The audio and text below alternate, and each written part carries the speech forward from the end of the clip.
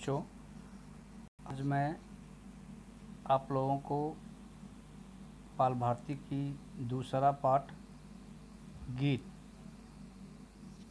पढ़ाने वाला हूँ और आप लोगों को उसका जानकारी भी हम देंगे। तो पहले हम आप लोगों को यह बताना चाहता हूँ कि गीत या लेख के रूप में है और सलाम बिन रज़ाक इसके लेखक हैं। यहाँ लेखक का थोड़ा सा परिचय बता रहा हूँ। सलाम बिन रज़ाक का जन्म महाराष्ट्र के पनवेल में 1941 में हुआ था। इन्होंने अपना अध्यापन और लेखन का कार्य साथ साथ में किया। इन्होंने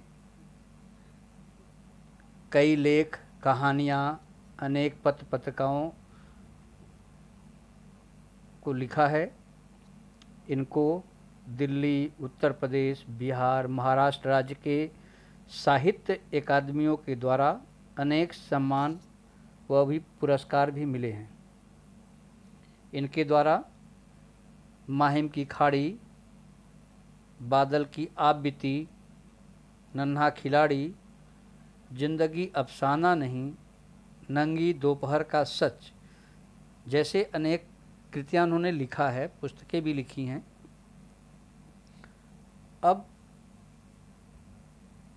सलाम बिन रज़ाक के द्वारा जो यह पाठ उनका लिखा हुआ, यह पाठ जब पाठ्य पुस्तक में रखा गया है, आप लोगों के पाठ्य पुस्तक में रखा गया है, उसमें लेखक के द्वारा क्या बताने का प्रयास किया गया है, इस पाठ को क्यों रखा गया आपके पाठ में, तो यहाँ इस कहानी में लेखक सलाम बिन रज़ाक यह बताने की कोशिश की है इस कहानी के माध्यम से कि जब लोगों की नीयत में खोट नहीं थी तो समाज में चारों तरफ सुख शांति, समरसता, संपन्नता फैली हुई थी।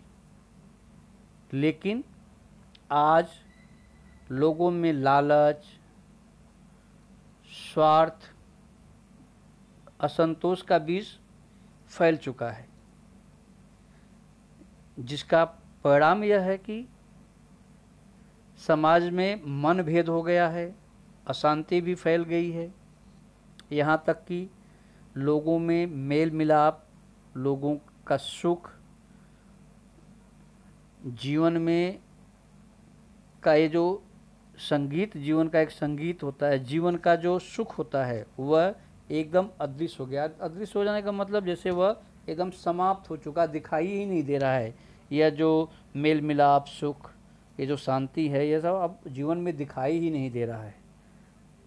इस पाठ से गीत नामक यह लेख में उन्होंने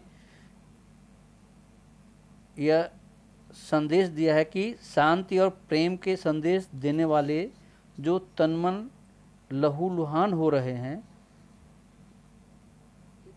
लेखक रज़ाक जी ने भावी पीढ़ी से यहाँ बहुत उम्मीदें की हैं। उनको बहुत उम्मीदें हैं।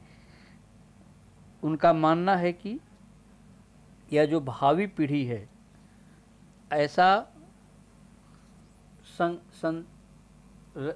रचेगी जिससे